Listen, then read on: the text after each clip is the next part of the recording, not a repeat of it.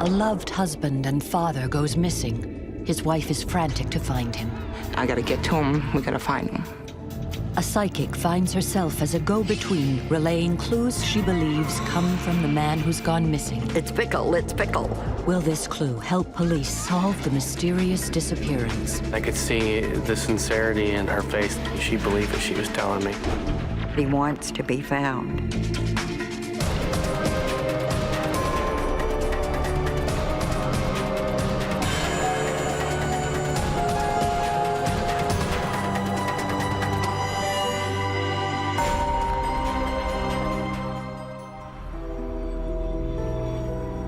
March 1st, 1997, in the small town of Sharpsville, Pennsylvania, local chef Daryl Kart headed out on Saturday night after work. He hasn't returned home to his wife Jeanette and their 2 small children. She knows something's not right. He told me he was gonna go to see some friends at a bar, which was very unusual for him. Daryl didn't usually go hang out with friends. He was a really family man. On Sunday, when Daryl still hasn't returned home, Jeanette Kart reports him missing to the police. To them, it's just a missing person case. It's not uncommon for a spouse to report somebody missing who maybe run off with some friends to get away for a few days. I knew something had to have happened to him for him not to contact me and not to let us know he's okay. Usually within 48 hours, the person appears back at home and maybe has to eat a little crow or has some patching up to do at home, but they always come back. They pretty much just told me, don't worry. He's probably just on a drinking binge. And I'm like, no, this is not my husband. He didn't do those kind of things. He went to work, he came home. This is not what he did. Police weren't aware of any problems at home or what would make him run off. They told me that it would be 72 hours, of course, before they could list him as a missing persons. And that's when we kind of took matters into our own hands and started making flyers up because we were frustrated. I just thought, well, maybe he's hurt. I gotta get to him, we gotta find him. Jeanette's mother drops off some missing person flyers at the newsstand owned by psychic Mary Ellen Rodriguez. Her son-in-law, Daryl Kart's been missing now for 2 days. She handed me the missing persons paper. When I touched it, it seemed like the energy of Daryl, all of a sudden, it opened something up, and there was Daryl standing next to her. Here was Mary on this side of me, and here was Daryl on this side of me, and I'm watching 2 worlds going on at the same time. Here's Daryl on the other side with his hands pressed against like a wall saying, just show me where the door is, just show me where the door is. And just show me where the doorway is so I can come back. I need to come back. I said, Mary, he's dead. He's dead. He's standing right next to you. And she turned and looked and still wasn't aware of him there like I was. I saw him as if I could touch him, and I saw her knowing I could touch her. Jeanette's mother tells her daughter of the bizarre encounter she had that morning. Jeanette goes to the newsstand. She hopes this total stranger, Mary Ellen, will be able to help her find Daryl. I walked in, and Mary Ellen walked up to me, and she put her arms around me and just held me. I'm so sorry. I'm so sorry, Jeanette. She just kept repeating, I'm so sorry. I'm so, so sorry. I am so sorry. She told me that that wasn't her, and it was Daryl telling me he was sorry. He was just so, so sorry. Mary Ellen explains to Jeanette it is Daryl speaking and acting through her. I said, he's standing there next to you. He's so sorry. I said, he's trying to find his way back. I said, but he can't come back. She had told me that he was shot, that we would find him, and he would have a rope around his neck.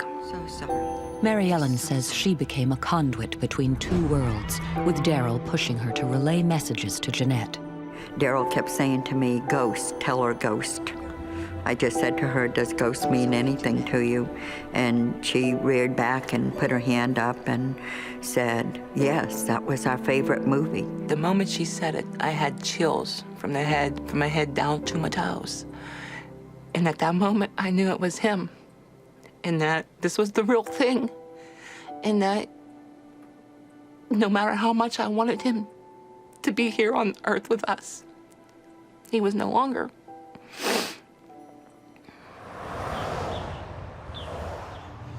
Later the same day, Mary Ellen gets another visitor, Detective Jerry Smith. Hi, Gary. How are you tonight? He's a policeman in the town just next to Sharpsville, the town where Daryl Kart lived. When Jerry came in, I said to him, you know that guy that's missing, he's dead. First I looked at her like, you know, you're nuts, you know. She says, no, I have this vision, and I see things, and he's laying out in a field or a swamp. It's real marshy, she said, and I could see he has something around his neck, like a rope or a chain, and that he's shot. And I didn't know what to make of it. And he said, how do I know he's dead? I said, well, he's standing right next to you.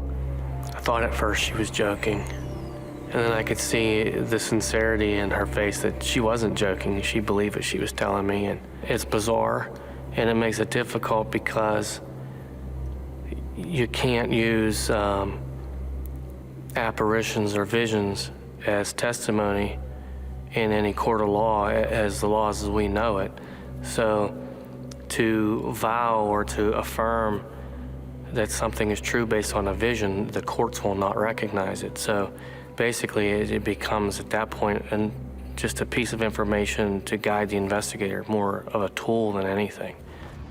Detective Smith decides he has to pass on the information because of Mary Ellen's credibility. It's not like some transient that just comes walking in off the street and says, hey, I had a vision. This is a business person who has a good reputation in the community and has had that business there for years.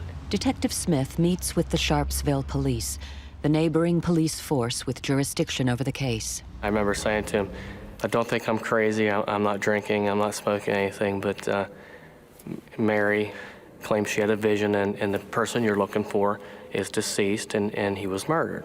I remember the officer kind of looked at me like, yeah, you're right, I do think you're crazy. But he took the information down. Skeptical, the Sharpsville police check out Detective Smith's information. An officer visits Mary Ellen, who says Daryl is telling her what to say. Well, yes, I said he's dead. And that seemed to be what I kept saying over and over. Daryl wanted him to know where he had been shot, and I told him I was feeling everything that he was feeling. And I felt the bullet. Despite Mary Ellen's clues, police are still not convinced this is anything more than a husband who's run off. He was such a great father. He loved his kids so much. Playing football with his son and helping his daughter learn how to ride her bike. It seemed as if nobody wanted to do anything about finding this young man. It was a very frustrating time because I wanted answers so desperately. Mary Ellen felt Daryl was begging her not to give up. Please tell them that I'm dead. Please tell them they need to be looking for me. A father of two just disappears one night in a small Pennsylvania town.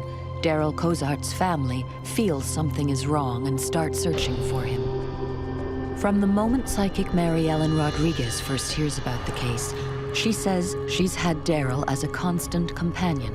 Every morning when I crossed the bridge into Pennsylvania, he would tip my mirror down, and his eyes would be looking back at me in the mirror. And I would say, "Good morning, Daryl."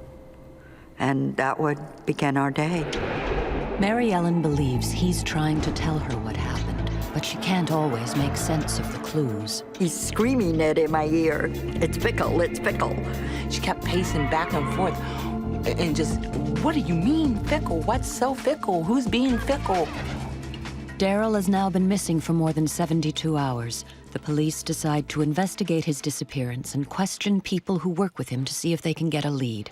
There were really no signs that there was any foul play because everybody they spoke to liked Daryl, and he was a likable person, and there was really no suspects as far as he didn't have any enemies.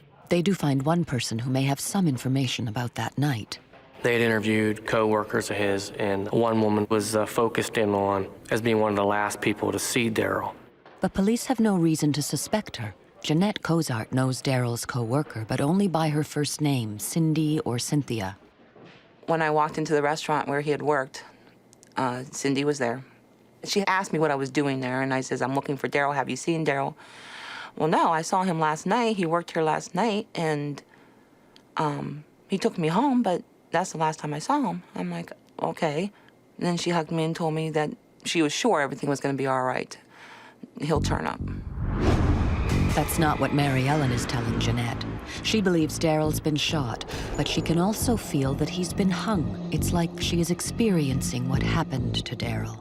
I felt like I was choking, and I wanted to pull this away from my throat, so I felt that there was a rope around my neck. My forehead would itch. I start scratching my forehead, and I feel like I'm adjusting a bandana on my forehead. So I began to realize that at the moment that he was murdered, he was actually wearing a bandana. It wasn't just an itchy forehead. Mary Ellen says Daryl tried to get her attention in other ways. He would start banging on my walls. My walls would start banging, and my phone would start ringing. Again, trying to get my attention to do something. Come on, you got to do something. You have to do something. You have to call them, tell them, and I did. Driven by Daryl's desperation to be found and her desire to help Jeanette, Mary Ellen goes out searching for clues night after night. I truly went looking for the body because nobody believed me. And Jeanette was, her life was in too much turmoil with news media and trying to keep her children calm. I felt like a search party of one. In my off time, I would go out looking for him, hoping that he would take me to where his body was. I feel his excitement when I'm really close to where he may be. He gets excited, like, this is it, and he'll say, this is it, here, here, here. Mary Ellen feels Daryl keeps bringing her back to one street. That's where his body was. I felt that that's where it had happened, right there in that area. Daryl acknowledged that it was right around in here, he said to me, it was right around in here. This is where they killed me. This is where they murdered me. He was very frustrated at the lack of enthusiasm that the police department had for finding him. I didn't know how else to help him except to go out looking for him. She was determined, and I think Daryl was pushing her.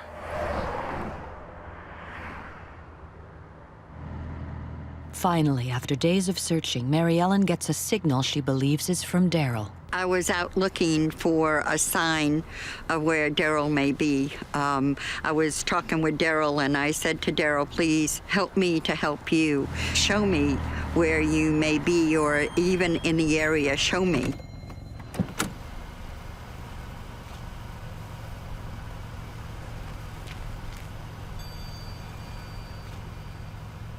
When I found the sneaker, it was pointed west towards the airport, and so that may have been a sign that he's either in this area or he's down that way, down west to the airport. Mary Ellen was worried no one would believe her, so she doesn't tell police about the shoe, but she feels it may have been a sign after all. A week after his disappearance, police find Daryl Cozart's van near the airport. Inside the van, police discover evidence of Daryl's murder. The van had blood. You went on the side doors, there was blood on the carpet. There's only a couple ways you can get blood in there. And unfortunately, one is the person's deceased. Mary Ellen has been telling the police Daryl's dead from the beginning. So that became a validation for me. For Daryl, that was a sigh of relief that, see, now they know I'm dead. It's now a murder investigation, and police are under pressure to find Daryl's body. We didn't know exactly where he was killed or by who. The last thing you want is the public to feel unsafe, like there's a killer on the loose somewhere, and am I next? But to find the killer, the police need more evidence. Mary Ellen feels Daryl is trying to help by telling her where to find his body. They showed me a picture. There was a calendar up on my wall. It was a bog area with high grass and the little fence. That's where his body was.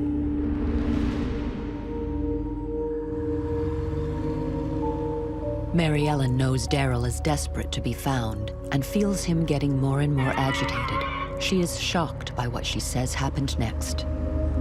I'm driving to church, and he grabs my steering wheel. He says, I want to go to the police department. I want them to know I want to be buried in a gray pinstripe suit. Finally, I had to strike a deal with him.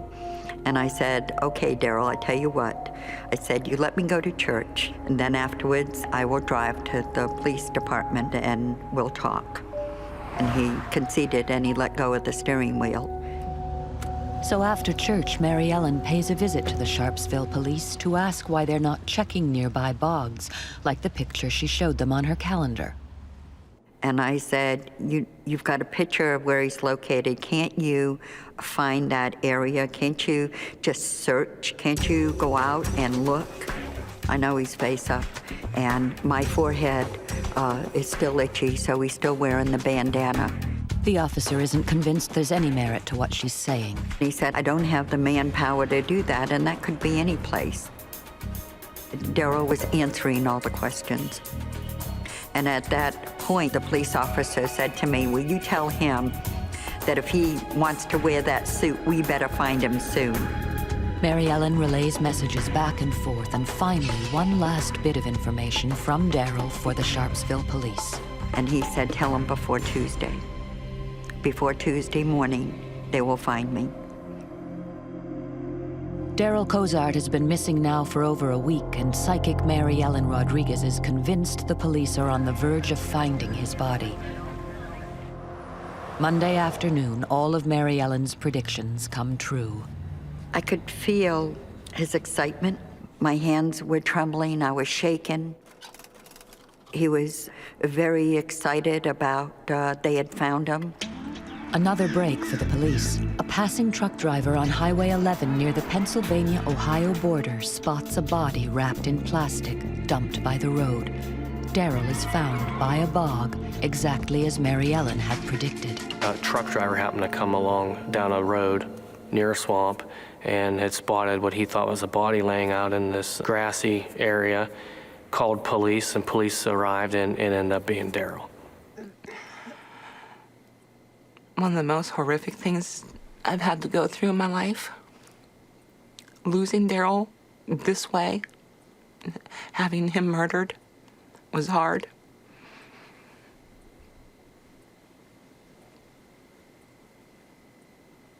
But telling our children was the hardest thing I have ever done. It was 3 o'clock or 4 o'clock when they found his body, and he was really excited, and my phone rang, and I said, I know, you found him, didn't you? I already knew. And they did find him face up, and he was wearing a bandana. He was found shot and had a rope around his neck, almost exactly the way she said he would be. Now do you believe me? And Daryl was saying the same thing. Now do you believe me? There was things that she described that would make you believe or make you suspicious that she may have been there, because there was things that were not released to the press that were found at the crime scene that she described. Call it coincidence, call it phenomena. It's unexplained. The evidence confirms what Mary Ellen has been telling the police. The rope didn't kill Daryl. He'd been shot 5 times at close range with a .44 caliber gun. That Daryl died a very violent death. I saw the whole thing. He showed it to me. He didn't know he was going to be killed. He didn't know that he was being set up to be murdered. The discovery of Daryl's body leads to the police getting a tip. It's from a man who has information about someone who knew Daryl. Originally, he wasn't suspicious. He just said that he asked them to move the furniture, and they went into the garage, and there was a van in there, and there was a large tarp rolled up sort of like a carpet. And he said when he asked him to move this, he can feel legs. And then that's when he says, is this an individual? Shockingly, the answer is yes, and the friend knows this person is dead. But he doesn't tell police until after the discovery of Daryl's body. Just because of friendship, he just let it go. And then when it became public as to who the individual was, and he decided that he would go ahead and tell us basically what he did. Mary Ellen has one unsolved clue, and it's about to make sense. It's Fickle, it's Fickle, it's Fickle. It turns out the name of the suspected killer is Frank Fickle. The tip is from a friend of his. A few days earlier, he'd helped Fickle move a body. Kind of threw me for a loop, because this is one of the things Mary Ellen had told me that Daryl kept saying to her was Fickle. He keeps repeating Fickle, she was saying. I'm like, well, what's Fickle, you know? And you never think of it as a person's last name. With a search warrant in hand, police comb the Fickle home looking for evidence. And he'll say, this is it, here, here, here. It's the same street Mary Ellen Rodriguez has been driving past looking for clues. And it was quite apparent that he was shot in that basement. The killer had tried to destroy evidence. A couple walls you can see had just been painted. You can see the floor has been washed down, and you can see that they were using bleach, things such as that, and some of the material was still there, so you can tell it was just fresh. But the killer hadn't been able to get rid of all of the evidence. Searching the basement, I could see different fibers still clinging to the cobwebs. Then as I kept on examining the area, I can see, even though there's minute, you can see buds spatter in different locations on the furnace pipes. And in one place I seen up in the rafters, there was a fairly good-sized piece of scalp, too. At the moment that he was murdered, he was actually wearing a bandana. Mary Ellen was right. Daryl had been wearing a blue bandana when he was shot. We found a bandana up in the upstairs or on the first level floor that had the bullet hole in. And it had one bullet hole in the same area of where he was shot. Police interview Frank Fickle's estranged wife. It turns out police have already talked to her. She's Cynthia, who worked with Daryl and was one of the last to have seen him alive. She said Daryl arrived at the Fickle home around midnight. She invited him in and sent him to the basement to smoke. But she told police she had no idea Frank Fickle was waiting there to kill Daryl. Fickle was a person who was very jealous and had made himself believe that his wife had been having an affair with Daryl. He was supposed to go down a cellar to smoke some grass. And when he got down, the shooting took place in the basement. Frank Fickle had used his body as target practice.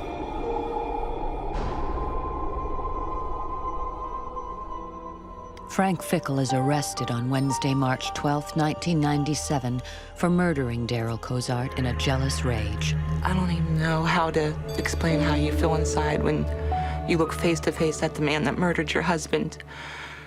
And anger, frustration, just emptiness. The arrest is just a week and a half after Daryl went missing. Frank Fickle is found guilty of first-degree murder and sentenced to life imprisonment. Daryl didn't deserve to die. He deserved to be here to raise his children and to love his children. God put him here for a reason, and Frank had no right to take him out of God's picture. No right.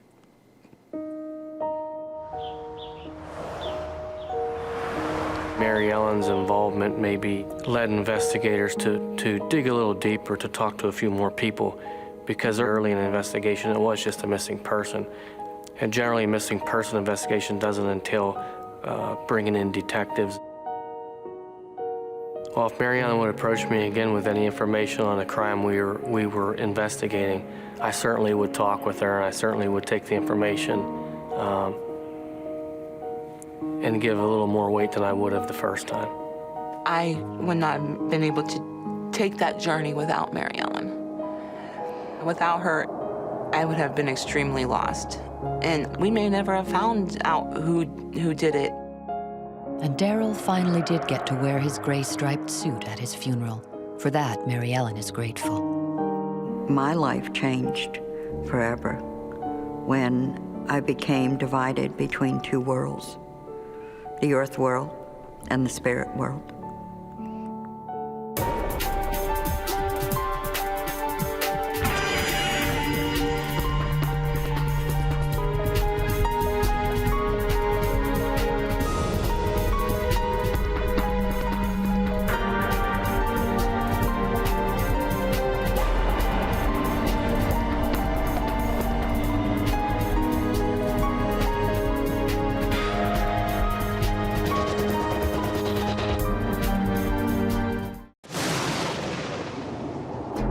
September 1975. Two con men swindle millions of pounds and vanish without a trace. The case is going cold until psychic Bob Cracknell has a vision. They're living in a cave. And they said, where? I said, Scotland.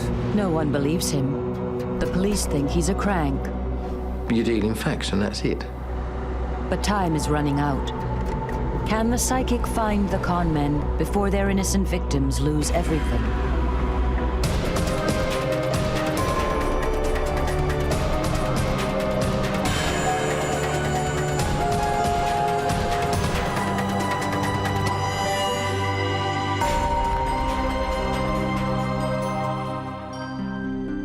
The strange story of the two preachers who conned millions of pounds begins back in the 1960s, when two respected middle-aged businessmen open a nursing home in the south of England. Jim Miller and John Bellard have been together since university. They are intellectuals, interested in theology. They're also lay preachers, with friends high up in the Anglican Church. Miller is also a holistic therapist. He's clever, charismatic, a natural leader. Bellard is quieter, more reflective. He is the home's bookkeeper. The two men become local benefactors. They help the poor and give to charity. They are well liked in the local community. With the success of the home, Miller and Bellard begin to expand their business interests. They set up a company selling musical instruments and indulge their taste for fast cars by sponsoring racing events.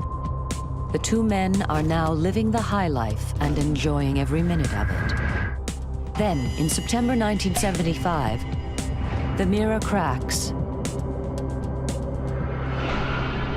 Miller and Bellard fail to turn up with the prize money at a race they've sponsored. The outcry reaches the ears of Norman Luck, crime reporter with Britain's Daily Express newspaper. We had a telephone call from a number of people involved in motor racing at Brands Hatch. And they were a bit upset because their sponsor had vanished. As soon as Luck begins to sniff around, he discovers that the missing sponsorship money is only the tip of a multi-million-pound fraud. Detective Constable David Fickweiler of the Sussex Fraud Squad is already on the case. They had entered into thousands of finance agreements with various finance companies. The transactions allegedly were for the sale of organs to churches. In the early 1970s, an electric organ can cost up to £5,000. Churches don't have that kind of money. And finance companies will only lend to individuals. So the charismatic Jim Miller persuades his friends and employees to do a good deed for a church by signing for a loan on their behalf. The church will then repay the loan from their organ fund. Jeff Green was one of the employees who signed for a loan. You feel that you're in a small selective group that are just helping a few churches out. So on the face of it, that seemed okay. Except that the churches are completely unaware of their involvement in the scheme. With a signed agreement, Miller and Bellard collect the money for the organ from the finance company. but don't deliver anything to the church. There were many instances of the same organ being financed several times. So, quite obviously, it was total fraud. At first, Miller and Bellard pay back the loans with new loans, so their friends feel reassured that their good deeds are working. And they sign more agreements. Eventually, the con men are forging their friends' signatures to borrow more money. Miller and Bellard end up borrowing over £5 million to pay for organs that are never delivered. When the two men have borrowed up to the limit, the finance companies begin to breathe down their necks, as it is their company supplying the organs. Miller and Bellard throw a farewell party and fly off for a holiday in France. 2 days later, a postcard is delivered saying they arrived safely. That is the last anyone hears of them.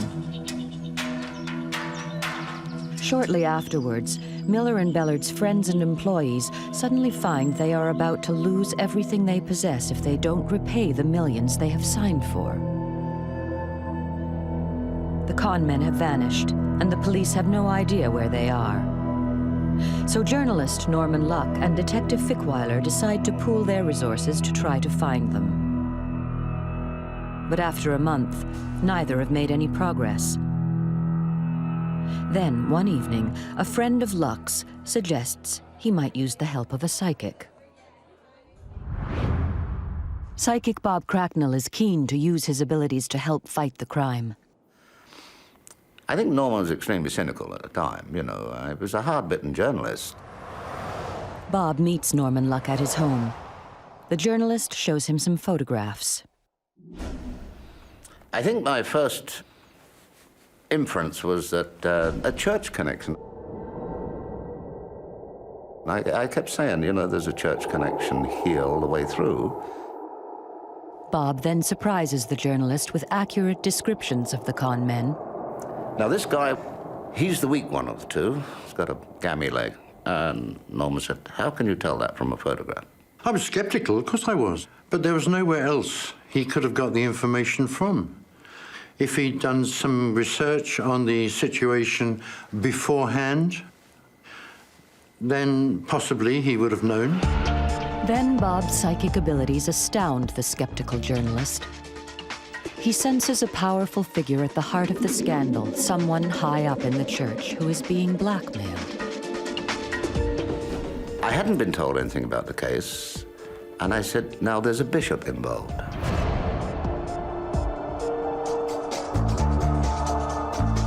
Form of blackmail of some description. It's a big fraud, but it's blackmail. I was rather amazed because I didn't know how the hell he could have known that. That hadn't been released by the police, and it certainly hadn't been released by me. Had the psychic uncovered the bizarre connection between two fugitive conmen and a blackmailed bishop? Bob doesn't know it yet, but he's about to embark on a journey that will change his life. Two respected businessmen in southern England have vanished after conning millions of pounds from hundreds of innocent people who now stand to lose everything. The police can find no trace of the fraudsters. Psychic Bob Cracknell is sure their whereabouts have something to do with the church. Crime reporter Norman Luck is dubious of Bob's abilities until the psychic mentions a blackmailed Anglican bishop.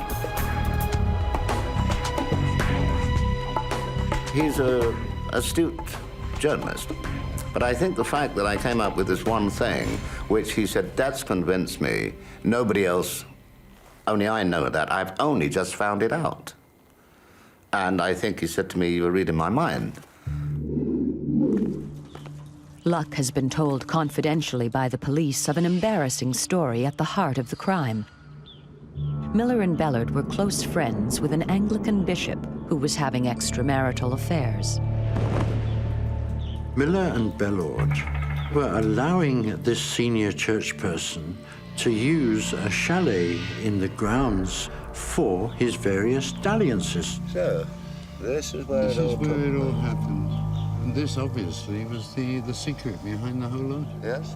The reason they started the fraudulent transactions was to raise money to pay off what they said were a number of ladies of the night who were threatening to expose their relationship with a former Bishop of Guildford. They had involved themselves in a financial scam, and with the proceeds, they were helping this senior church person to pay off blackmail demands. But then the bishop died before repaying the money, leaving Miller and Bellard with a large debt. Could this have been the motive which led two men of impeccable character and no previous record into a life of deception and fraud? Staff at the home give Bob some articles of the men's clothing to see if he can sense their whereabouts. From the moment I began to touch the items, I was convinced that there was somebody close by who knew where they were. And I said, no, they're not in France. They're here. They've come back. But if Miller and Bellard are not in France, who sent the postcard? Where have the two men disappeared to? Everything he sees and feels at the retirement home convinces Bob that the two con men are still in the UK. Right from the start, Bob had this feeling that they hadn't come back to the UK. I don't think I believed it. And I think that was when Norman got his second shock, when I said, they're here. And they said, where? And I said, Scotland, Ullapool. Ullapool is a fishing village on the west coast of Scotland. Where could the fugitive con men hide out in such a small place? The whole thing that was getting me throughout was church. And I'm not talking about the church organs. The connection is with the church. I know it. Miller and Bellard had always had a religious leaning. Apparently, they had often discussed becoming monks and joining a monastery. That was possibly the church connection I was looking at. They were in some monastery. They were in some religious retreat. But there is no monastery in or near Ullapool. Could he have gotten it all wrong? Detective Fickweiler, meanwhile, ransacks the nursing home searching for the money, but finds nothing. Could Miller and Bellard have taken it with them? The police interview everyone close to the con men. Of particular interest to them is Jeff Green, the manager of their racing sponsorships and one of their most trusted employees. Well, my impression of Jeff Green was that he was one of those people that thought Miller and Bellard were genuine and nice people, real kindly people, and I think he had been, like everybody else, conned by them. When Luck and Cracknell visit Jeff Green at his home in Brighton, he insists he knows nothing of the two men's whereabouts. I thought Jeff Green came over as a fair, as genuine character, that he was just another victim of the Miller and Bellard situation. After talking to Green, I was totally convinced this man was lying. They were in Scotland. He knew, and he was able to contact them. Norman, however, hard-bitten journalist, stated quite simply, sorry, without evidence, we cannot pursue it. I was devastated. What could I do? How could I convince anybody? Bob now faces a serious problem. How can he prove that Jeff Green knows where the two men are hiding? How does a psychic prove what amounts to no more than a feeling? He has only one option, to get the proof himself.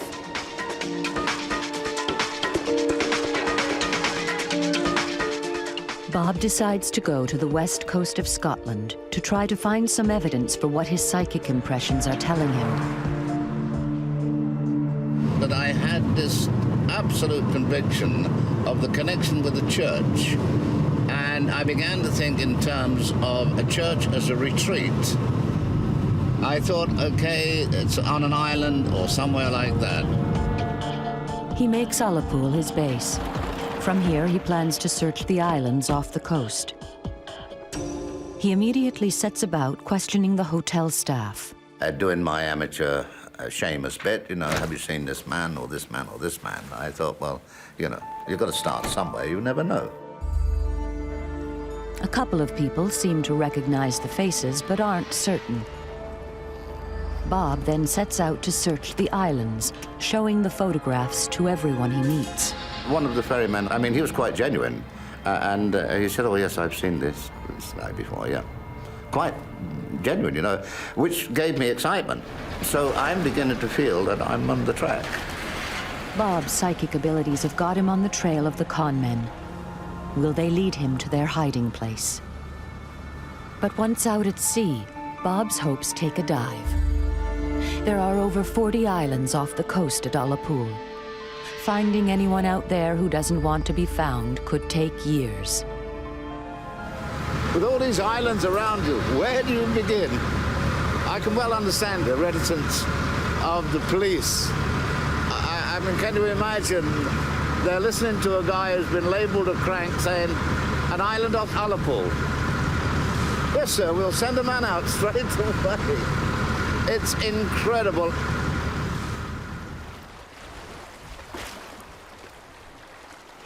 All Bob's psychic feelings about the men's disappearance have had a strong connection to a church or a monastery.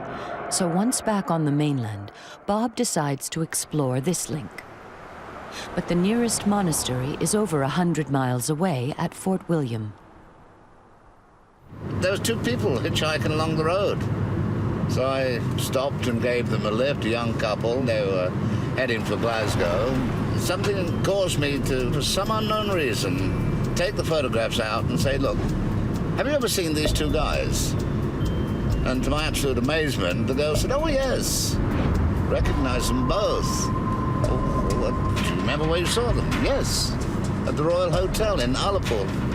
That was it. I was convinced that that was the place. I was right. The witnesses give Bob the evidence he needs. It seems his psychic powers are right after all. The Conmen are in Ullapool, exactly where he said they were. But is this enough for the police to catch them?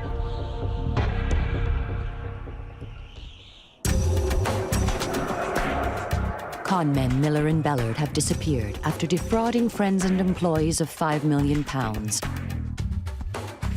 The police have no idea where they are. Psychic Bob Cracknell is convinced the two men are hiding on an island off the west coast of Scotland. But no one believes him. So he goes there himself to look for them. And finds evidence that the fugitives are in the area.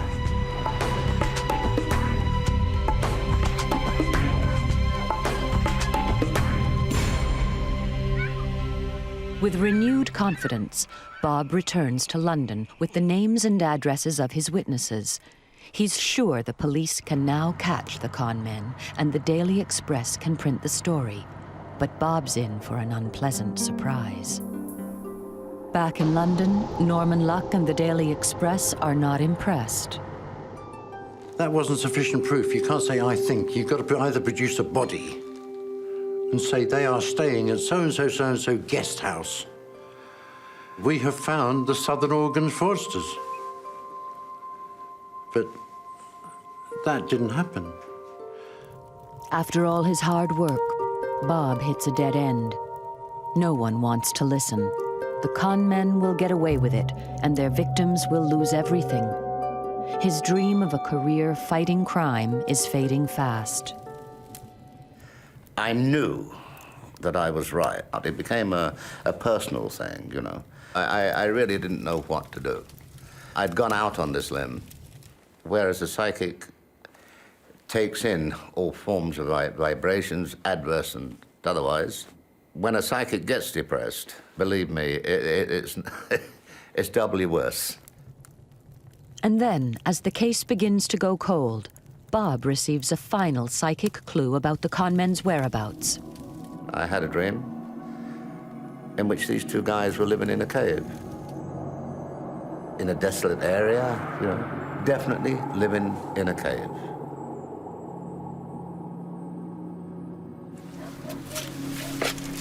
It was such a vivid dream. There was no question of doubt about it. I woke up convinced, as a result, that they had been living in a cave. Well, this is a bossy. As near to a cave as you can possibly imagine. But the west of Scotland is peppered with these stone huts. How is the psychic going to convince anyone to search them all? Bob phones Norman, but the journalist is away. In desperation, he tells Detective Fickweiler about his dream. But Fickweiler's response to the idea that someone with £5 million would be living in a stone hut is less than enthusiastic. We deal in facts. And if someone says, I think, I believe, I know things, well, then you ask them what they know. And if they can't come up with anything, why should one waste time pursuing it? Yeah, cynical, sceptical. Yeah, most coppers are. You deal in facts, and that's it. The police are a funny breed. Unless it's written down or unless they can see it with their own eyes, they don't believe it. It's now nearly a year since the Conmen have disappeared. Have they vanished into thin air? The police have exhausted all their avenues of investigation. Yet they still won't listen to a psychic. It'll take a lot more than a dream to convince them that Bob isn't a crank. And then a stroke of luck. Bob's persistence is vindicated. Jeff Green feels let down by his friends and employers, and the pressure from the finance companies demanding repayment has become too much to bear. I trusted these guys. I thought, they'll be okay, they're going to come back. I know where they are, they're going to come back, and they're going to put it all right, and so on. Then, of course, 2, 3 months, 4 months, getting into the 5th month, and nothing's happening. All these writs are flying. Your health goes down, your marriage breaks up. You're going to lose your house. And this makes you think about it all in a different way. Green's account of Miller and Bellard's disappearance is extraordinary. After landing in France, they made their way back on the ferry to Dover, where Jeff Green picked them up, drove them all the way up to the west coast of Scotland. From Ullapool, they set sail in 2 dinghies to an island called Priest Island. Here was the church connection Bob had tried so hard to find. The 2 men were living in a stone hut on Priest Island, 4 miles off Ullapool. The psychic's powers were absolutely on target. There's me chasing my backside on islands, connection with the church. Ullapool was the location. I was there. The living in the cave was correct. I believe Norman's headline story was living in a cave eating cockle soup. But now I would have, I would have gone and got an ordnance map of the whole area and checked it out. And Priest Island would have stuck out like a sore thumb, would it not? It took us hours to get there, and when we got there, we were thrown up against some rocks because we couldn't control the boat. The seas were too rough. In the end, we were thrown into a small cove. Green returned home, and the 2 conmen, in their 50s, set up camp in the roofless stone hut. They stayed there for nearly 8 months throughout a sub-zero winter, perhaps to make amends for the chaos and misery they'd unleashed. The 2 spiritual swindlers simply turned their backs on the world. They left everybody, and when you leave somebody that trusts you and has great faith in you and wants to still keep you in their lives, it's a terrible thing. Why should he cover up for these people when he was one of their victims? When Miller and Bellard ran out of money and provisions, they returned to the mainland and moved into a caravan. They phoned Jeff Green to send them more money. Their lack of contact before that and the fact that he and others had suffered so much in their absence incensed Green. He gave them up.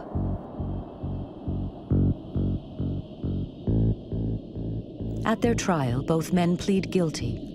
With no previous offenses, they are given 6 years each. The bishop's wife is still alive, so his name is never mentioned, and the millions, they say, were all spent repaying loans and enjoying a brief taste of the high life.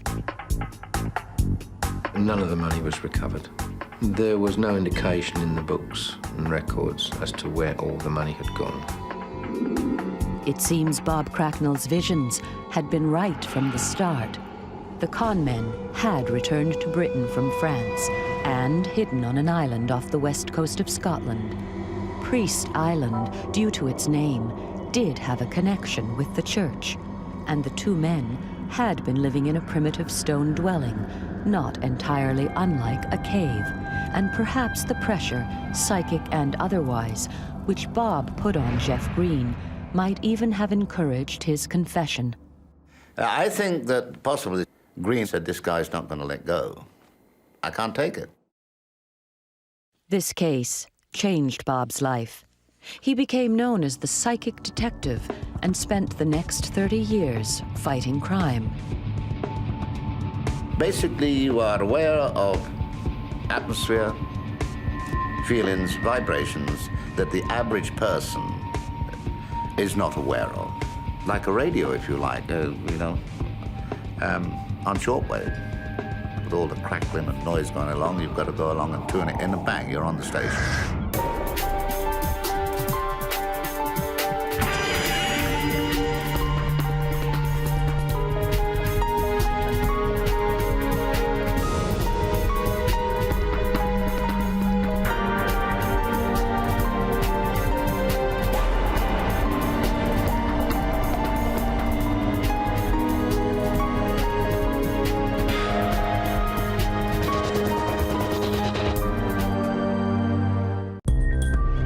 January 2003, a psychic has a vision of a violent murder in Baton Rouge, Louisiana. I felt terrified. She sees the killer's face. He had black hair, he had brown eyes, he had a very round, full face. But her description is ignored by the police. A serial killer is on the loose. More women could die if no one listens.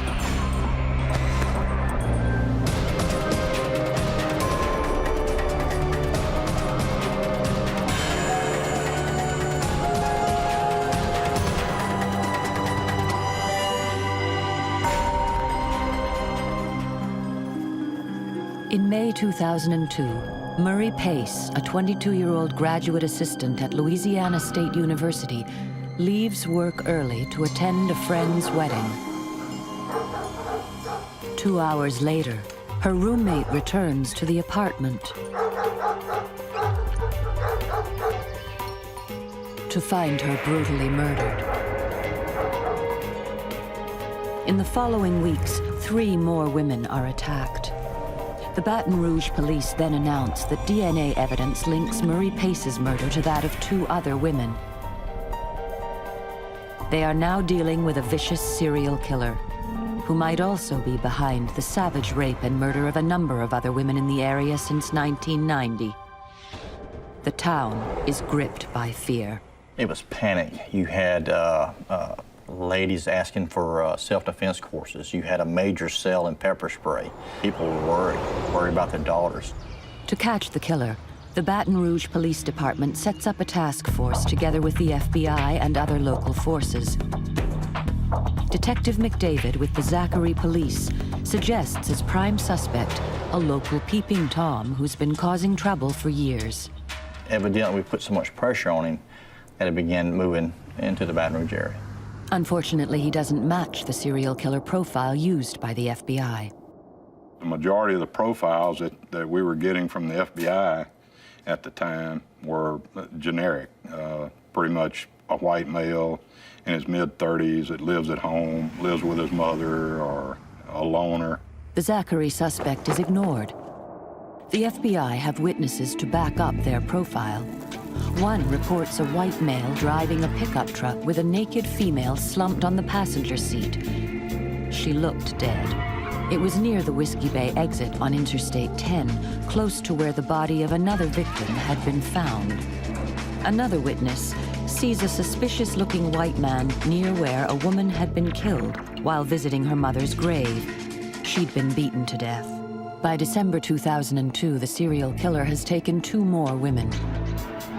A white man is seen near one of the bodies. The task force starts taking DNA samples of thousands of white males. They were taking DNA samples from people that they thought may have had some connection in the neighborhood where the homicides occurred, or people that drove a white truck, or males that were in a certain age bracket. At the end of December, the task force released their first composite sketch of the killer. He's a 25 to 35-year-old white male, apparently physically strong and awkward with women. But 6 months later, they still have no suspect. Ann Williams, a forensics consultant and former lawyer, teaches a college course in forensic investigation. She's worked on a number of cold cases and wants to help out on this one. I knew there was talk of a serial killer. And I decided to call Jeannie Borgen, who has worked some cases with me as a police psychic. And I had contacted Murray's mother, Ann Pace, and gotten Murray's birth information, which is what Jeannie needs to work on these cases as a psychic. Murray's mother decides to join Ann's forensics class. She wanted to be there for Murray. She said that she was there when Murray was born, and she couldn't be there when it mattered most, when Murray died.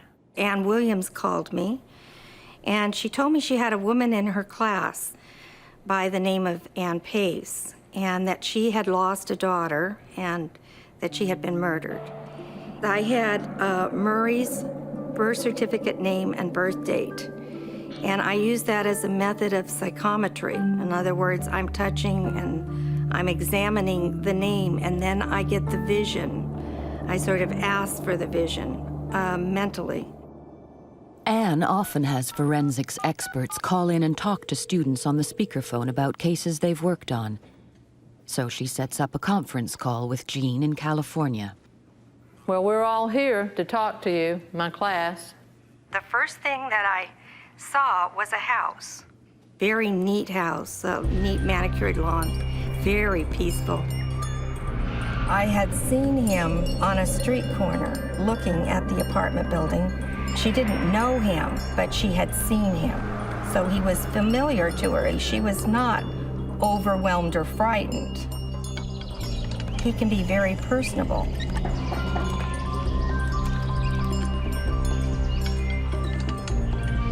But suddenly he got very violent, and he attacked.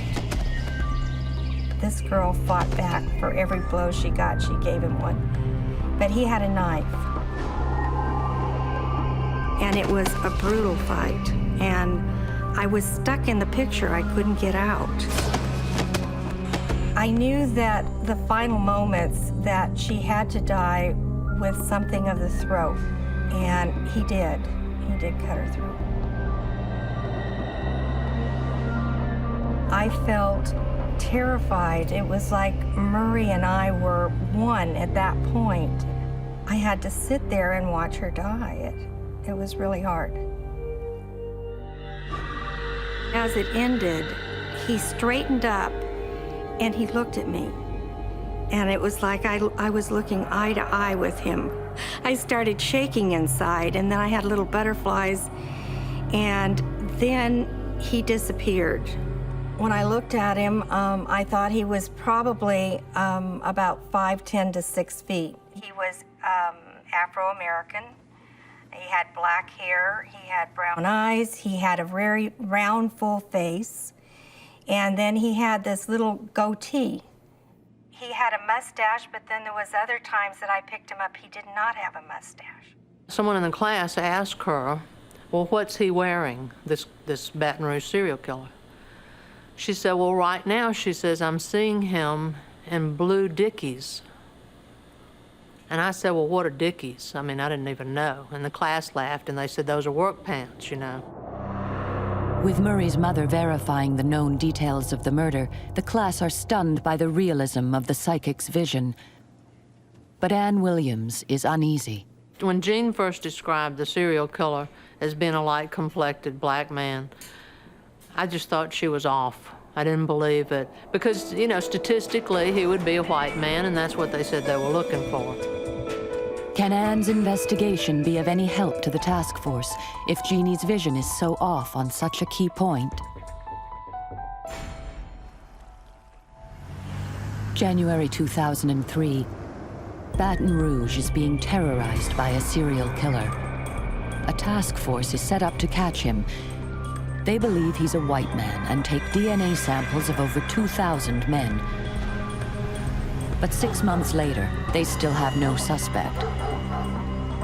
Forensics consultant Ann Williams wants to help. She involves her friend, psychic Jeannie Borgen, who has a stark vision of the murder of one of the killer's victims.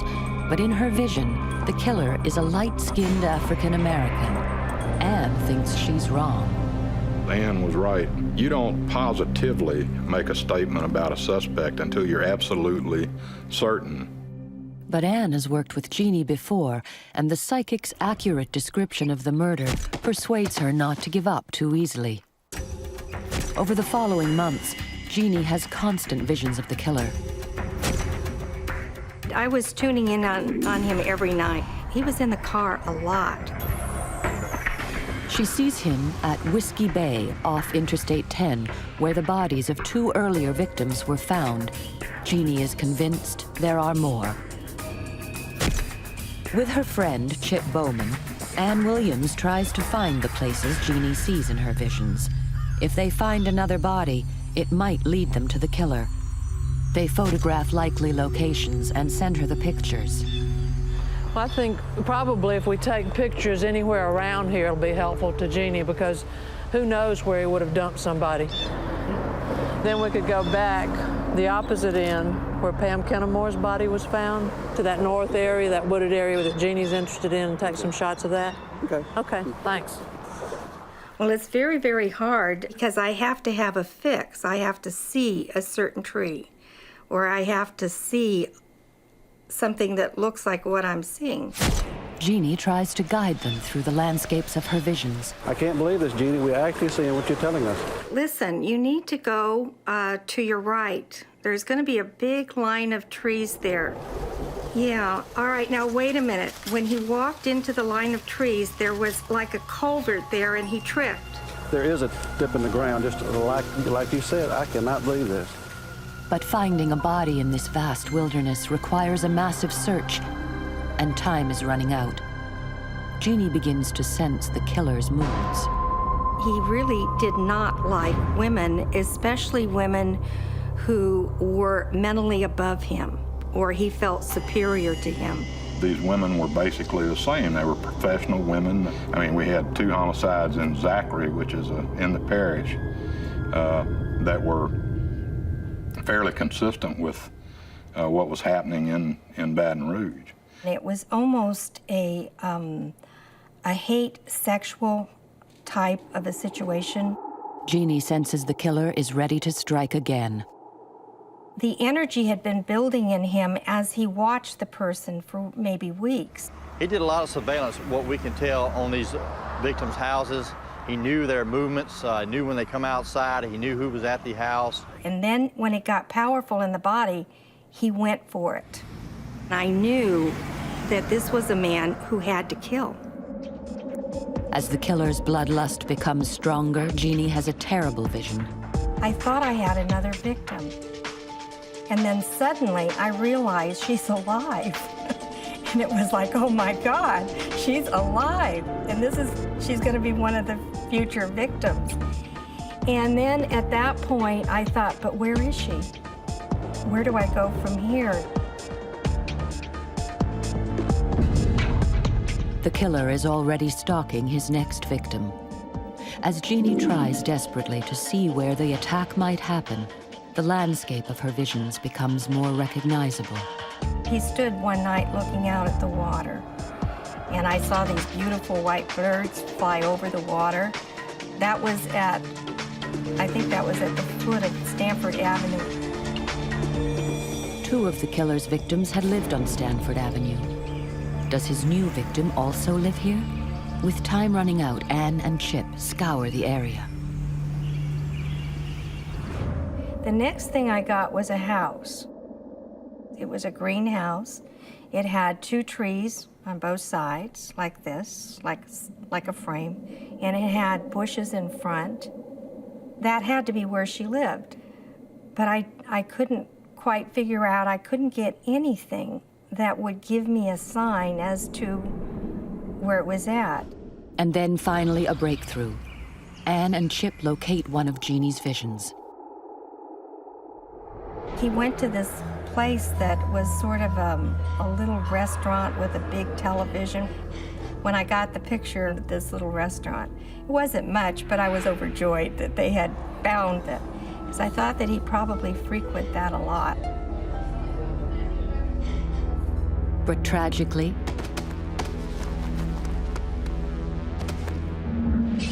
they are too late. On March 13, 2003, the body of 26-year-old Carrie Yoder is found at Whiskey Bay. Once again, the killer had been careful not to leave any fingerprints. But he did leave one important evidence on the body. That was his DNA, which is similar to a fingerprint. DNA evidence shows she's a victim of the same man who killed Murray Pace. The man the task force are convinced is white, but who appears in Jeannie's visions as a light-skinned African-American. But as far as the description of this light-complected black man, I just didn't buy that. He's white. She's wrong. Then, some days later, while talking to Murray's old roommate, Anne makes an extraordinary discovery. She told me about some neighbors of Murray's who had seen a suspicious man standing across the street staring at Murray's townhouse the morning she was murdered. They each went to the police that day and gave their description. None of them knew the other had seen him, but the police weren't interested. They had a profile they were working from that this is a white man. So they just totally ignored credible witnesses that day. So the neighbors posted their testimonies on a well-known website. Said that this guy was a light-complected black man wearing blue Dickies with a wannabe goatee. And I said, you gotta be kidding. I was trying to figure out, well, the police won't come do a sketch, so what can I do? So I wound up ordering some software that the police use.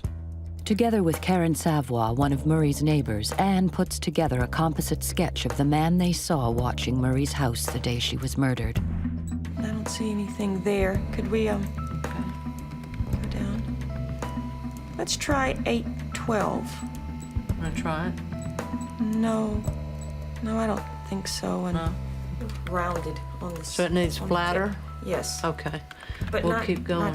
Not as broad as the one that I liked. I think about- it was 836. What about that one? Jeannie confirms this is the man she saw in her visions. Anne sends it to the task force. Anne and I were talking constantly about what we could do to get the police to recognize that this was a black man, not a white man. But they just didn't seem to look at it as far as we knew. Once we got these sketches and everything, I drafted a letter, and I put their verbal description of this guy, because that's the most important thing, and how to reach these witnesses, and that they really would like to speak with law enforcement and hopefully do a professional sketch. And I sent that, I overnighted it to Governor Foster, and then to the task force, and I didn't get any response from them. But when she tried to produce the sketch to the task force, they turned it down. They didn't want to hear about it. It was a white male they were looking for. Although the police agree that the witnesses all saw the same man, Anne is not allowed to release the sketch. He said, well, you know, we already have a sketch. We don't want another sketch out there. You're not a professional sketch artist. I said, well, I know. I said, but who did your other sketch? You know, from Lafayette. He said, well, that was a professional sketch artist. I said, well, that sketch doesn't look like anybody on this planet. A month later, in April 2003, police in nearby Zachary received fresh complaints about a peeping Tom in a neighborhood where 2 women were previously raped and murdered.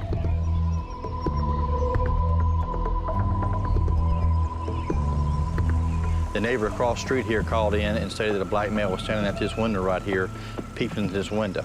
The lady that lived here was a school teacher. She was a single mom who had 1 child here. We saw several footprints here at the windowsill. We followed these prints and they went around the corner right here and went down the fence line right here and took off in the neighborhood. Zachary police think it's the same peeping Tom who some years earlier they suspected of a vicious attack on 2 teenagers with a machete at the local cemetery. 2 teenagers were parking in the graveyard here. It was a very stormy night, a lot of lightning going on. One of our officers came down the road right here and saw the dome light on in the car, knowing that nobody's supposed to be in the graveyard at that time of night. He come in here and stopped and got his flashlight out and checked and saw 2 teenagers in there covered in blood. And they began screaming. He called for help, stated a black male had came to them and began cutting them up with a big hack blade. He saw the police officer drive up. He reached back in the car and took a set of keys and fled the scene.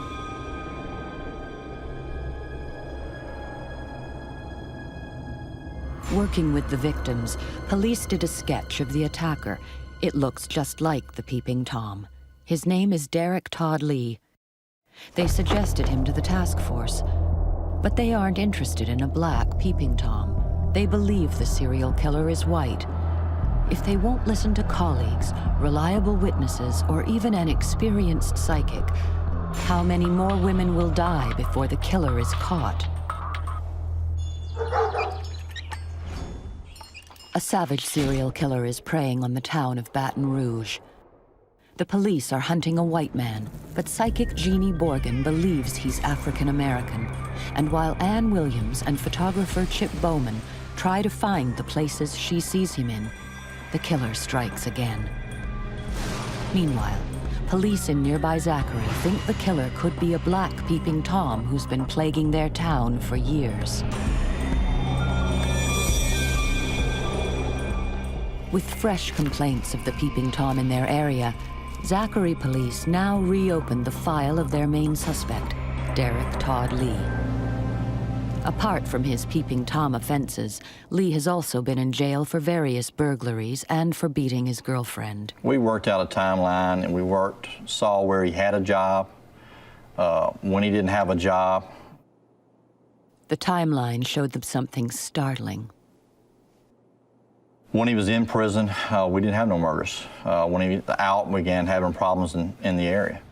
Meanwhile, in Baton Rouge, the task force get lucky. There were witnesses to the abduction of Carrie Yoder.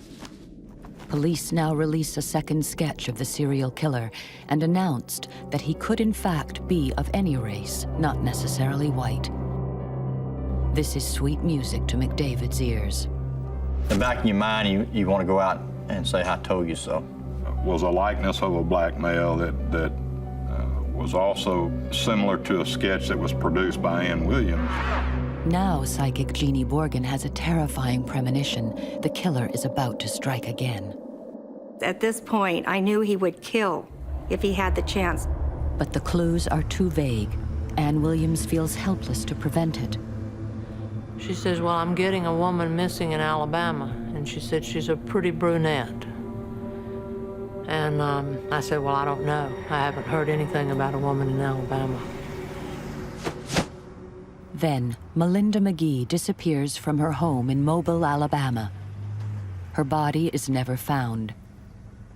Finally, in May 2003, McDavid gets a court order to take a DNA swab from Daryl Todd Lee.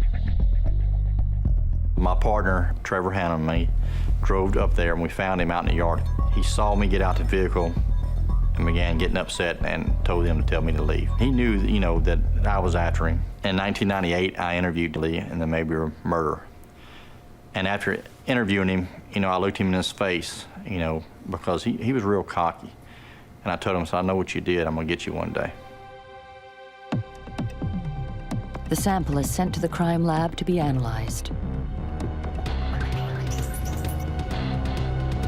Lee now takes his 2 children out of school and leaves town. Some days later, the analyst at the DNA lab makes the discovery that seals Lee's fate. His DNA matches that of the serial killer. McDavid is called in to see the task force. I walked in, everybody just, their eyes were on me. And I kind of glanced back and looked around, and I'm not for sure who said it. They come up to me and said, y'all just solved the serial killer. Y'all's DNA swab matched the serial killer. Oh, I was elated. I was excited. I mean, tears came to my eyes. The task force now officially identify the serial killer. It's Daryl Todd Lee. Police track Lee to a cheap motel in Atlanta. The officers just miss him as they arrive. Following a tip-off, they finally arrest him outside a tire store. The minute I heard his name, it was like, that's him. They got him. It was just pure elation. On the 12th of October, 2004, a jury takes just 80 minutes to find Daryl Todd Lee guilty of the first-degree murder of Charlotte Murray Pace. He's also indicted for the murders of 6 other women. This is the kind of case, these serial killings, where a psychic can be very helpful because you don't have a DNA database. And oftentimes, people are surprised to learn many police agencies are not well trained or well equipped to deal with these kinds of stranger killings. This case was very difficult because it was like working on 15 cases rather than just one case. I got frustrated, so frustrated that I couldn't get on top of him fast enough to catch him. It was a relief off my shoulders because since 1992 we've been battling these murders, and I made a commitment to myself before I retired I was going to solve these murders. I would hope that the sketch we did maybe helped convince them that Daryl Todd Lee was the man they were after. I hope so. Lee is given the death penalty and is awaiting execution at Angola prison. It was a victory for law enforcement. It was a victory for our city. In the town of Zachary, you know, people still leave their doors unlocked, you know, and not looking over their shoulders. And now they can still do that. They can go out and walk freely and not worry about that.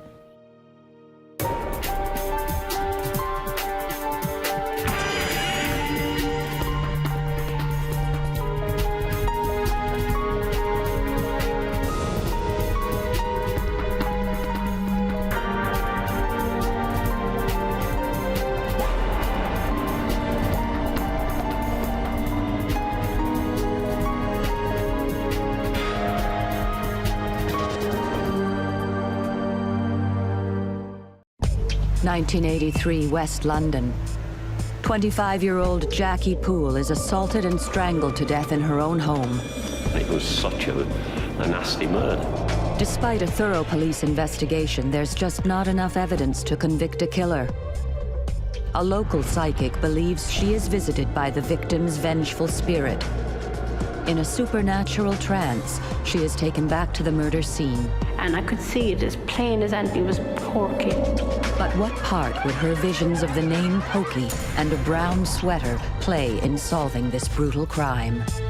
I could feel Jackie saying to me, ring them now. Would a psychic's paranormal powers or hard forensic science nail Jackie's killer?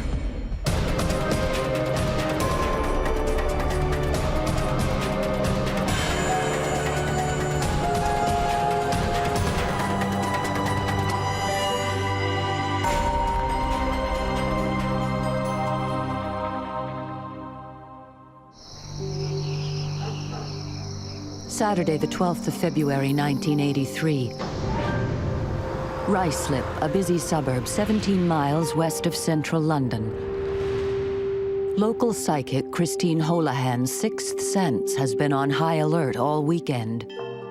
I knew something was wrong, and I couldn't quite put my finger on it. A feeling of coldness in the room. I'd hear footsteps, I'd sort of hear the door opening and close, and it was a sense of feeling of gloom. I was wondering what was happening. This was extremely intense. Was Christine's psychic experience connected to the incredible events that were about to be played out?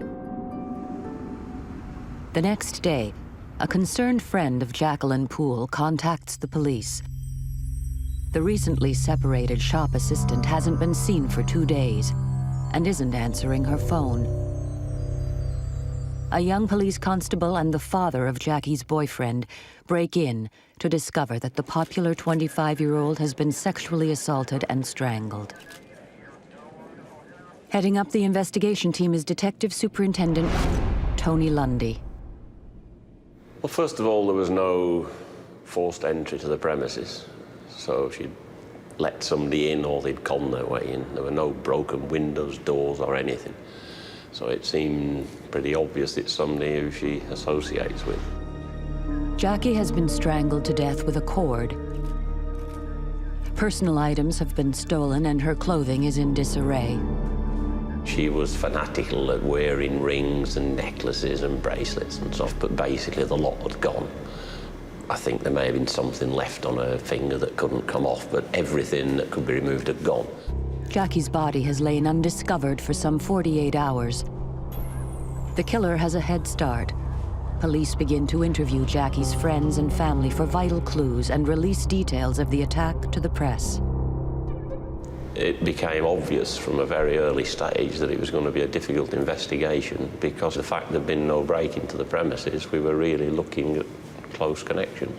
Her husband had left her some time before, so obviously he was a possibility as a suspect from the word go, and numerous names were flooding in right really from the outset. The night after the body is discovered, just 3 miles away, Christine Holohan claims her psychic abilities are put to the test once again. And after a while, I could see him like starting to appear, and he started to get bigger, and eventually there was like a shape. And from the shape, I could see the outline of a young woman. She seemed very agitated and very sort of frustrated, and I sort of said, like, I'm going to take a chance here. So I said, are you the young lady that's been murdered? And so I said, is it Jackie Poole? And she said, Jackie Hunt. Why is the spirit calling herself Jackie Hunt, and what connection does she have with the murder victim? So I asked her, how did she want me to help her? So she told me that she knew who had murdered her. And I explained to her that I would have to have solid evidence. I couldn't go to the police and just say somebody appeared to me and said they were murdered. I had to be able to go to the police with something positive. And then all of a sudden, then she went, and I thought, oh, that's it, she's gone. I was anxious of going to the police in case I would give them information that they would think I got from other sources or from a paper. Christine is desperate for more clues. Amazingly, the spirit returns the following night. It was like I was watching a television scene. It's like I flashed onto another level. It was then that I felt I was taken on a journey. I was just feeling what she was feeling. I felt myself in this flat, and I got a terrible sense of feeling that I was being dragged in slow motion as if she was still going through it. And it was horrible. And I could see all the struggle, and I could see what was happening. Christine believes she is a psychic witness to murder and sees a woman called Jackie Hunt being attacked by a young man. She claims she is shown the layout of the victim's home. It's not much to go on, but she cannot ignore the spirit's pleas for justice. I started, realizing what she'd gone through, and thought, if I go to the police, I'm gonna leave myself open to the person who actually murdered her. I started to think of lots of things. You're going to protect yourself. I was a bit afraid. Christine is desperate to describe what she has seen to the police. But murder investigation teams are skeptical over the use of psychics, and she must risk ridicule. I didn't know what to do. I didn't want to ring them, but I also knew that she just was not going to go away. So it's like she was my friend now. She wasn't just that she was a victim who came to me looking for help. She was like she was now my friend. Eventually, I could feel Jackie saying to me, ring them now. I could hear really plain in my ears, ring them now. While the psychic builds up courage to call the police with crucial information, the murder investigation team work around the clock to nail the killer. You don't often get called out to scenes of murder where a young lady has been beaten strangled, and it was a very, very nasty crime scene. With no sign of a break-in, police investigate the theory that Christine knew her killer. She had many, many friends, all from her same age group, from being brought up in the area and so on. And we had to eliminate over 70 suspects. Many you could eliminate quickly, but many, many, many were explored at length, and that made it very difficult. Christine Holohan claims she has visions of the murder sent to her by a spirit called Jackie Hunt. The local psychic feels she can no longer ignore the ghost's pleas for help and risks ridicule by contacting the police. I must admit I'm not one who's much of a believer in that, but at the same time, obviously, any possibilities to help you, you're going to explore them. Constables Andrew Smith and Tony Batters are sent to interview the psychic. Unknown to Christine, Tony Batters was the first police officer at the murder scene. Sadly, Tony passed away in 2003.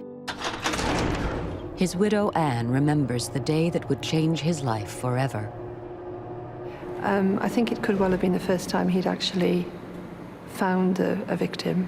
And she was young. It was a horrific murder.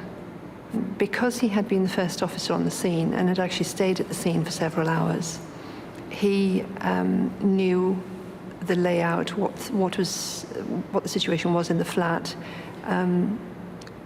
things that had been broken or turned over or something that was out of place. He believed there would be nobody else who would know that detail other than himself. If Christine's claims were true, then convincing this hardened skeptic with first-hand knowledge of the crime scene would be a major challenge. I thought, oh God, here goes. And I was tuning and saying, oh Jackie, I hope you're here. I really hope you're here at this stage. And she was. She went to explain everything that she could possibly explain. She went to as much details as she could possibly give me. I explained that when she came through, I asked her, was she Jackie Poole? And she said Jackie Hunt. The psychic's first piece of information is a hit. Tony Batters knows that Jackie Poole's maiden name is Hunt. They are the same woman. Maybe I was hitting on something, but I didn't know what it was. I hadn't got a clue. She showed me around the house. She explained exactly where everything was. Christine claims she is transported back to the crime scene and is able to see 2 cups in the kitchen, prescription forms, and a black address book.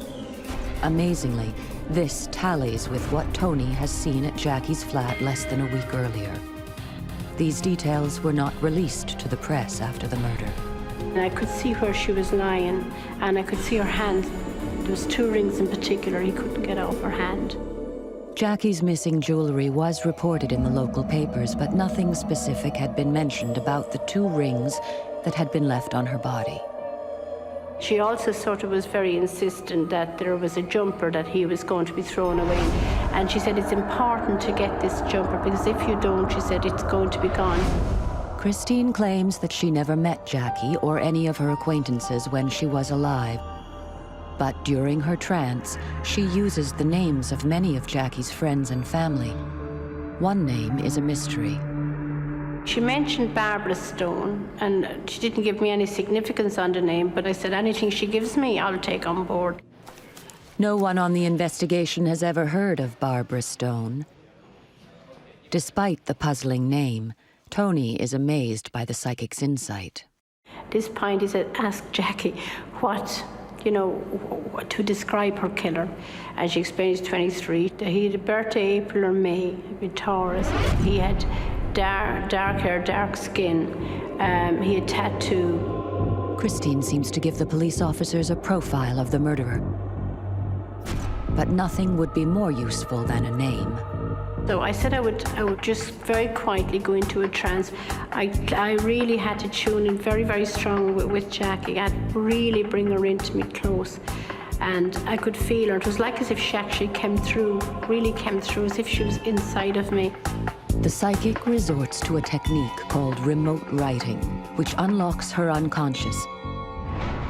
She hopes this psychic skill will reveal the all-important name. I and Jackie helped me spell out the name. She'd actually got the attention of the police, and this was it. And I could see it as plain as anything. It was Pokey. I knew at that point I had actually hit something significant had happened, though he never actually quite said anything about it. Over 20 years later, Christine Holohan returns to the room where she used a paranormal technique called remote writing to reveal a name of a killer. No, it was like as if somebody had taken my hand and very, very slowly had actually written out the name, very slowly. And then it started to come up. The minute I'd written it, it came up very clear. And so we got Pokey. She said it was a nickname. It's a nickname. He's known as a nickname. And I can remember Tony saying to me, Pokey, are you sure? And I said, that's what, and I showed him. And he seemed quite taken back when he looked at what I'd written. It was like as if I'd sort of touched on a nerve. The name Pokey sends shivers down the spine of the two detectives. It is the nickname of Anthony Ruark. He is a friend of Jackie's boyfriend and is well known by the victim. Ruark is already amongst the murder team's prime suspects and has already been questioned. Well, I felt I'd done all I could possibly do, and I got a sense of feeling from Jackie as if she sort of was saying to me, look, if that's not convinced him, you know, what is going to convince him? That same day, Tony Batters returns to the murder squad convinced by the psychic's abilities. He was just amazed, totally amazed that she could have that sort of information. Now, Tony must persuade the rest of his team to trust the testimony of a ghost. I'd said to Batters that she was telling us something that she'd heard from the locals, and she didn't have any information whatsoever that could assist us on the inquiry at all. During the attack, Jackie had jewelry stolen. It is crucial in the hunt for her killer. And my attitude was that when she can tell us where the jewellery is or something conclusive to assist us, then I'll believe in mediums. But at this stage, just don't waste my time. The police discount the work of the psychic and set about extracting the truth from Pokey. Not the easiest person to obviously break down, especially when you're interviewing them about a very, very horrible, serious murder. But the officers who did interview him were fairly convinced that he was involved. The difficulty was being convinced, and finding evidence to back it up is another matter. Christine had told Tony Batters that Jackie's killer is a Taurus in his early 20s and that he is dark-haired, dark-skinned with tattoos. Amazingly, this corresponds with Pokey's profile. The spirit of Jackie was desperate to draw attention to a sweater. Police have already retrieved this vital clue. DCI Norman McKinley was to become closely involved with Jackie's case. During the search of Tony O'Rourke's house, and in a dustbin, they found a jumper. This jumper was submitted to the forensic laboratory, and of course, fibers having come from Jacqueline's clothing, and also plaster particles, which was also found on Jacqueline's clothing, was also found on this jumper. The evidence forensically links Pokey with Jackie, but the murder suspect has an explanation. The problem that the police had was that Rourke knew Jackie. He did say that he had spoken to her during the week prior to her death, so contact had been made then. Despite a psychic pointing the finger at Pokey and the police suspecting this known criminal, after a 15-month investigation, the team is shut down. We have this evidence, we have that evidence, but it was never, ever going to be sufficient at that time to instigate a prosecution. So that was the low point, but closing it down when the family still had no solution to it was very, very disappointing. Tony Batters' appeals to work with the psychic are ignored. Now he has to deal with the investigation team being disbanded. Oh, he was very frustrated because they obviously had done a lot of work, and they thought that they had enough evidence. Christine believes Jackie is devastated that her killer walks free. She was so angry in the sense that he walked away from the murder as if he had absolutely no feelings either way. The psychic remains frustrated by the police skepticism. I done the very best I could possibly do. I gave him the information. I trusted the information that Jackie gave me was accurate, and I knew there was nothing else I could really do. I always somehow believed that there would be justice someday. I just didn't know when. Christine is certain the unsolved murder will be reinvestigated, and it is.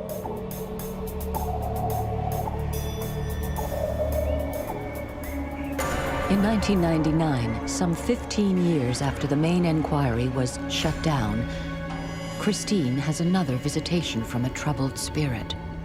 And I could see an image of a blonde-haired woman. And I kept looking and I kept thinking that it looked like Jackie, but I said, I must be imagining this. Couldn't understand what the significance of that would be. Unknown to the psychic, the police reinvestigate the 16-year-old murder case after an informant brings in new leads on a suspect that is not Pokey. Was the apparition a coincidence, or Jackie trying to let Christine know that the hunt for her killer had started again? In the intervening years, a cutting-edge DNA technology had been developed that should allow police to test forensic evidence taken from Jackie's flat 16 years ago. The introduction of DNA low copy number, or LCN, was completely new. The DNA technology in 2001 and even today is very accurate, so much that the forensic scientists can identify one person in a billion from a DNA profile. We had every opportunity now to solve a murder, and particular for the benefit of Jacqueline's family, to ensure that justice was done for them. Bodily fluids collected from the crime scene and skin extracted from under Jackie's nails are examined by forensic scientists. But the new DNA technology will take 12 months to deliver the results. The wait is agonizing. I got a telephone call from the Home Office laboratory, and I couldn't believe it, that the bodily swab had produced a full profile. Is Pokey the killer? The DNA LCN match, the full profile, came down to Tony Rourke, who also was known as Pokey. Amazingly, the results tally with the name that had been scrawled on a notepad by psychic Christine Holohan over 17 years ago. He was arrested on Wednesday, the 24th of May, in a car park in Cirencester. He was arrested for the murder of Jacqueline Poole. Pokey is stunned to discover that he is being arrested for a crime that he was certain he'd walked away from. And in August 2001, he is tried at the Old Bailey in London. We've suspected him all these years, and now at last, hopefully, he's going to get his comeuppance and go away for a long, long time. Everybody was hoping that the verdict was going to go the right way. I was with, obviously, the brothers of the victim, and I mean, the evidence had been very strong, but you can never be 100% sure with juries. So they were very, very anxious and very, very, wary of the verdict. Tony Batters attends the 2-week trial. The retired police officer had listed 130 specific points that Christine claimed she received from Jackie's spirit. Now, he wanted to see just how many were correct. I think it would have been really that he needed to know for himself. He had to prove it for himself. But the amount of information that Christine did give, if that was available to other murder inquiries, then obviously it would be very valuable. According to Tony's notes, an amazing 120 facts match information brought out during the trial, including personal details about Jackie, the layout of the crime scene, and how Jackie knew her killer. Although Christine lived locally, She didn't know Jackie, she didn't know her family, she didn't know her circle of friends at all. But it's just in the amount of detail that she gave, and most of it was proven to be correct. The new DNA evidence is used to establish Pokey was at Jackie's flat on the day of the murder. The plaster particles taken from the brown pullover that Jackie had told Christine about are also produced as evidence.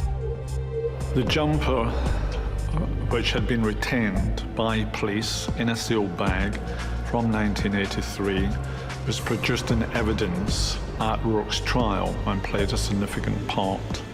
Pokey amends his story and claims he visited Jackie on the night of the murder, but that she was alive when he left. The solid prosecution evidence challenges this, and after 2 weeks, the jury is unanimously convinced of Pokey's guilt, and he is sentenced to life imprisonment. Justice at last for Jackie's family. And when eventually the guilty verdict was brought in, they were absolutely over the moon. I mean, they were virtually shouting out in joy. There is one final twist in the tale. The mysterious name, Barbara Stone, given to police by Christine nearly 20 years ago, becomes another psychic hit. During the Old Bailey trial, Tony was sitting next to one of Jackie's brothers, and he asked him, did the name Barbara Stone mean anything? And he said, well, yes, of course, it was Jackie's best friend, but she had been killed in a road accident about a year or two before Jackie had been killed. So that was the answer to the name. Christine's involvement in the Jackie Poole case hits the headlines. Her psychic skills have converted Tony Batters into a true believer. She'd have had to be pretty good. He thought the information must have come directly from Jackie, because there was no other way that Christine would have had the detail of information that she had given the police. Christine receives one final visit from her old friend. And she was smiling, and she had found happiness, and she seemed to have, she was a different person than I'd seen 18 years earlier. I felt very happy that she had found peace, and I sort of felt sad, because I felt like this was closure all around. Jackie was gone. This extraordinary relationship had spanned nearly 2 decades. She was very, very special. She'll be always a very special part of my life, one way or another.